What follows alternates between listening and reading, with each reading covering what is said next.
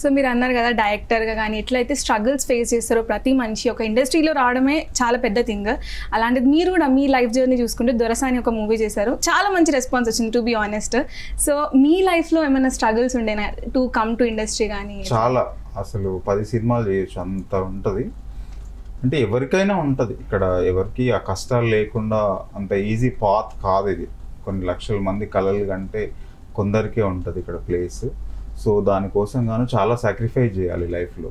ఇప్పుడు నేను పడ్డ కష్టం వేరే వృత్తిలో పడితే బాగా రిచ్గా ఉంటామేమో, బట్ ఇక్కడ అలా ఉండదు. ఆ కలలు కంటున్న ప్రాసెస్లో ఆ డైరెక్టరే కావాలనుకున్నప్పుడు జీవితంలో చాలా వదులుకోవాల్సి వస్తుంది.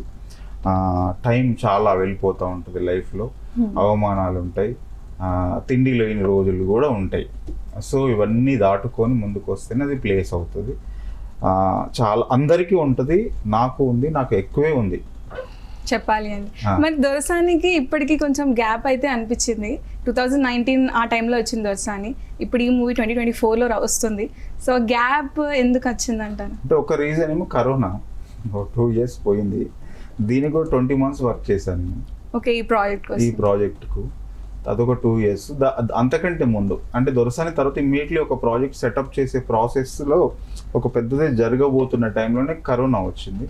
ఆ తర్వాత అది ఫైనాన్షియల్ అంటే బడ్జెట్ రిలేటెడ్ ఎక్కువ ఉన్నాయి అనుకొని దాన్ని చర్చిస్తున్న దశలోనే కరోనా రావడం, టైం వెళ్ళిపోవడం.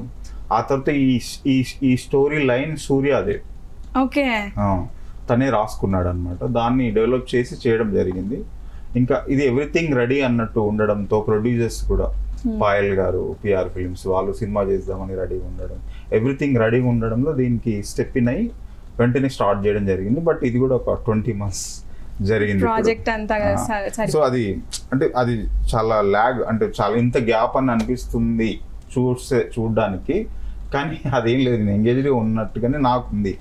ఓకే, అంటే మీరు అన్నారు కదా మూవీలో అసిస్టెంట్ డైరెక్టర్, ఇప్పుడు డైరెక్టర్ గారికి ఆల్రెడీ స్టోరీ లైన్ కూడా ఇచ్చారు. అంటే మూవీ ఫస్ట్ వచ్చిందా మీ దగ్గరికి, మీరు మూవీ దగ్గరికి ఫస్ట్ వెళ్ళారా? నేనే మూవీ దగ్గరికి వెళ్ళా. అంటే ఎందుకు అంటే లైక్ ఈ కైండ్ ఆఫ్ స్టోరీ తీసుకోవాలి, ఈ కైండ్ ఆఫ్ జానర్ అంటే ఎందుకు అలా అనిపించింది? అంటే లైక్ బేసికలీ ఇంత మంచి అంటే ఇలాంటి ప్రాజెక్ట్ చేయడంలో మీ అంటే ఏం ఎక్స్పెక్టేషన్స్ ఉన్నాయి మీకు? అంటే నేను ముందు వర్క్ చేసిన సబ్జెక్ట్ వెరీ సీరియస్ సబ్జెక్ట్ అనమాట. And as a writer I was working on. So తర్వాత I want to write something fun, very entertaining. ఇప్పుడు సినిమా బ్యాక్ డ్రాప్ ఉంది కానీ ఇట్స్ నాట్ అబౌట్ మూవీస్ అనమాట, it's about something else, it's about Bharatanatyam. మీకు అర్థమే కావట్లేదు అసలు, భరతనాట్యం అంటున్నారు, మూవీలో భరతనాట్యం ఎలిమెంట్ లేదు కానీ at the end of the day connection ఉంది అంటున్నారు. మూవీ భరతనాట్యం గురించే ఉంటుంది.